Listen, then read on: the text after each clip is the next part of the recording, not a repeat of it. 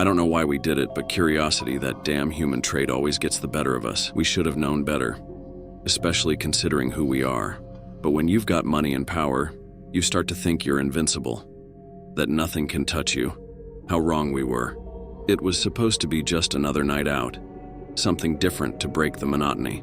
The city was our playground, and we had done everything there was to do. Every club, every party, every thrill money could buy. So when someone mentioned the old penthouse at the top of the Horizon building, we jumped at the chance. "Have you heard about it?" Mark asked, his voice carrying that familiar tone of excitement. "The place has been abandoned for years. They say no one can stay up there overnight. Why not?" I remember asking, half interested, half skeptical. "Because of the whispers," he replied, his eyes gleaming with that dangerous mix of curiosity and thrill.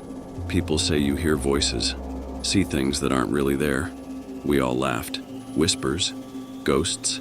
We were too smart, too educated to believe in such nonsense. But that didn't stop us from piling into the car and heading straight there. After all, what's life without a little adventure? The Horizon building stood like a dark sentinel against the night sky. It was once the most luxurious address in the city, a symbol of wealth and power. But now it was just a crumbling relic, forgotten and neglected. The penthouse had been the crown jewel, a palace in the sky. Now it was our playground for the night.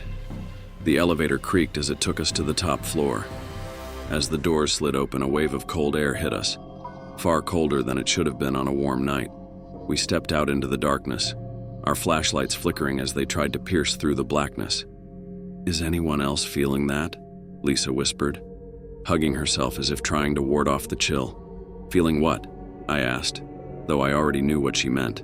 There was something in the air, something heavy, almost like a presence. "Nothing," she mumbled, but her eyes darted around as if she expected something to jump out of the shadows. We walked through the penthouse, taking in the once grand surroundings. Dust-covered furniture, shattered windows, and broken chandeliers. This place had seen better days, but what struck me most were the photos still hanging on the walls. Images of a family, mother, father, and 2 children, all smiling, all happy, but their eyes seemed to follow us wherever we went. "Do you think they just left everything behind?" Sarah asked, her voice trembling slightly. "Maybe," I replied, but even I wasn't sure. Who leaves behind everything like this? We moved deeper into the penthouse, our footsteps echoing eerily in the vast empty space. Suddenly, a door at the end of the hallway creaked open. We froze, flashlights trained on the now open door. "Did you guys hear that?" Mark asked, his voice barely above a whisper. "Yeah," I replied, trying to keep the fear out of my voice. "It's probably just the wind." But even as I said it, I didn't believe it. The air was too still for wind. Slowly, we made our way toward the door, every instinct in me screaming to turn back. But I couldn't. None of us could. We had to see. The room was a library, or at least it used to be. The shelves were lined with books, their pages yellowed with age. In the center of the room was a grand piano, covered in a thick layer of dust. And there, sitting on the bench, was a figure. I blinked, certain my eyes were playing tricks on me. But no, it was there.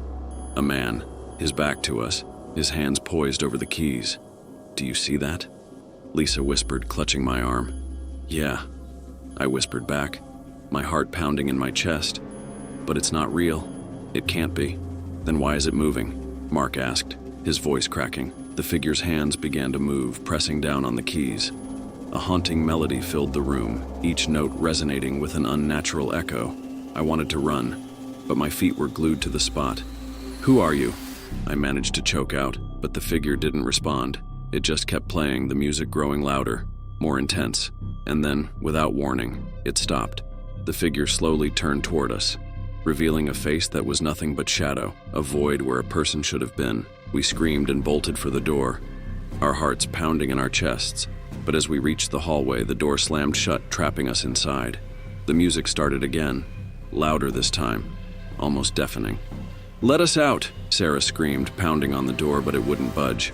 Then the whispers began, soft at first, barely audible. But they grew louder, overlapping until they became a cacophony of voices, all speaking at once. "Get out," they said. "Leave now." We didn't need to be told twice. We fought with the door until it finally gave way, spilling us out into the hallway. We ran, not stopping until we were out of the building, gasping for breath under the cold night sky. None of us spoke on the drive home. What was there to say? We had gone looking for a thrill, and we had found something else entirely. Something we couldn't explain, something that shouldn't exist. That something followed us home. But what scares me the most, I can't stop thinking about going back. If you enjoyed the video, don't forget to like it and subscribe for more horror videos.